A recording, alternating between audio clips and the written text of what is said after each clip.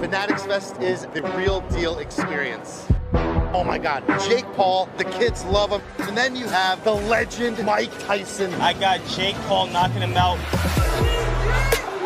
I love Mike Tyson. He's got Iron Mike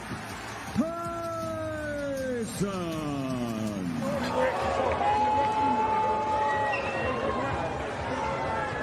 So get this, November 15th, 2024, and the fight world was on fire. Jake Paul and Mike Tyson finally went toe-to-toe in what could only be described as a blockbuster showdown at the AT&T Arena. This wasn't just any fight, it was a spectacle. Every seat was filled and the energy insane. The biggest names in boxing, from Floyd Mayweather to Canelo Alvarez, were all there, front and center. And let's not forget the A-list celebs. Yep, Hollywood turned out big time for this one. Actors, rappers, influencers, they were all packed into the arena just to watch Jake Paul finally get humbled. Jake walked into that ring oozing confidence, soaking up the spotlight, thinking it was going to be his moment. But Mike Tyson, he entered calm, composed, and completely unfazed. The guy was a living legend, and you could feel that energy. No antics, no showboating, just business. Tyson had this quiet intensity about him, like he had done this a million times before. Everyone in that arena knew one thing. Jake Paul was about to face the most dangerous 58-year-old on the planet, and things were about to get real. From the moment the bell rang, you could feel the electricity in the air. The arena was absolutely packed. You had A-listers everywhere, cameras flashing, and social media blowing up. And then boom, it's go time. Jake Paul came out looking confident, dancing on his feet, throwing a couple of light jabs to test the waters. But Tyson was calm, almost too calm, stalking Jake like he's done 1,000 times before. At 58, Tyson wasn't the same wrecking machine from his prime, but his presence was still terrifying. Every move he made, every step he took towards Jake had this predatory energy. Jake was trying to keep his distance, using his footwork and jabs to stay out of Mike's range. But Tyson's timing was still sharp. He barely threw any punches in this round, but the few he did sent a clear message. He was waiting for the right moment to strike. As we hit round 2, Jake got a bit braver. He started mixing up his shots, throwing more combos, especially to Tyson's body. You could tell Jake had been working on his stamina and conditioning. He wasn't gassing out like in some of his earlier fights. But here's the thing, Tyson was just warming up. Every time Jake landed, Tyson would give him this nod like, "Okay kid, I see you." Then, out of nowhere, Tyson caught Jake with a short left hook that had the crowd jumping. It wasn't enough to hurt Jake badly, but it made him backpedal fast. Tyson was starting to close the distance, and that's where the danger really began. Jake tried to reset, sticking to his jab and using his height and reach advantage, but Tyson was getting inside. The round ended with both men still standing, but you could feel the shift in momentum. Tyson was beginning to apply pressure, and Jake's nervous energy was creeping in.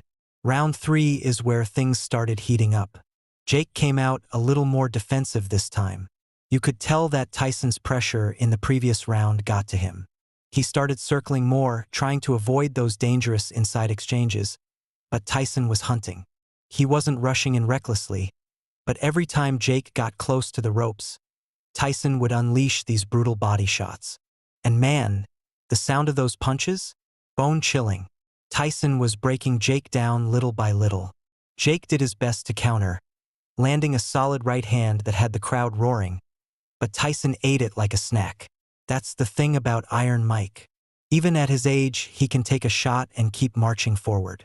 By the end of the round, Jake's strategy was clear: survive and outlast.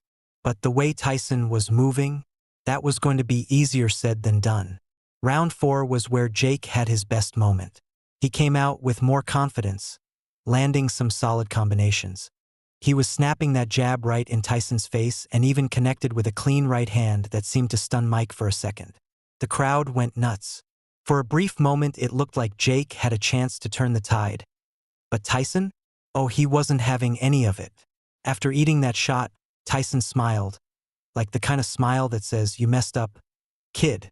And then Tyson started marching Jake down again. Every second he was getting closer and Jake was starting to look uncomfortable. Tyson's head movement was sharp and he was slipping punches like it was 1988. Jake was landing, but those shots weren't phasing the legend. Near the end of the round, Tyson unleashed a vicious combination to Jake's body, and you could see Jake starting to slow down. The body shots were doing damage and Tyson was still coming forward. The round ended, but you could tell Jake was starting to feel it. In round 5, Tyson turned up the intensity. He was in full predator mode now. Jake was doing everything he could to stay away, but Tyson was cutting off the ring like a pro. Every time Jake tried to escape, Tyson was right there, closing the gap and throwing those heavy hooks to the body. Midway through the round, Tyson landed a massive left hook to Jake's ribs that visibly hurt him. Jake grimaced and backed off, trying to catch his breath, but Tyson smelled blood. The legend started throwing combinations upstairs, mixing up shots to the body and head.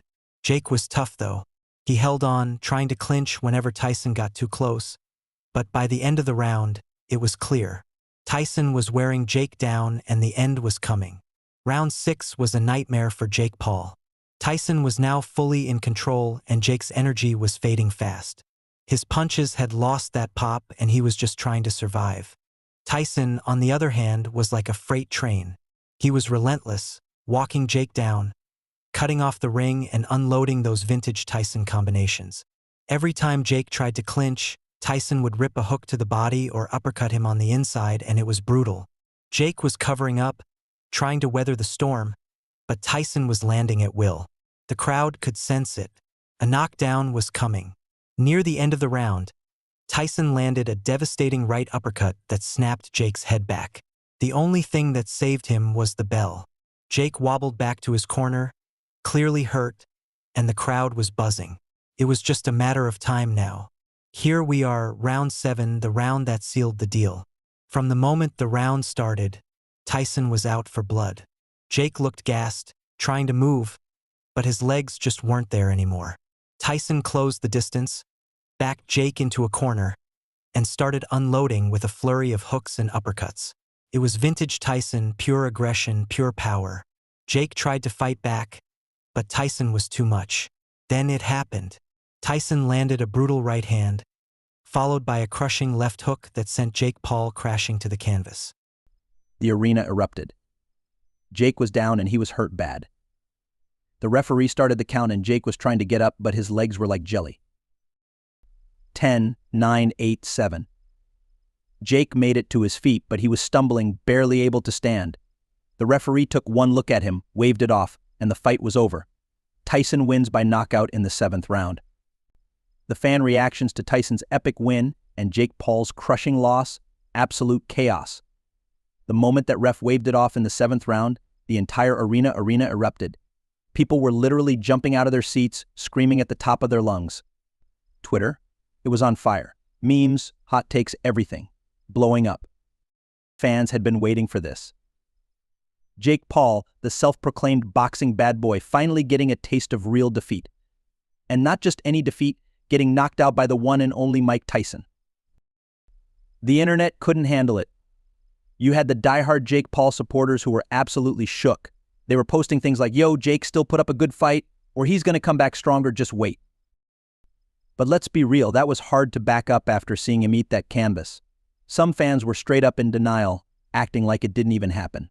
But the majority? Oh, they were feasting on Jake's loss. His haters had been waiting for a moment like this for years, and now it had finally happened.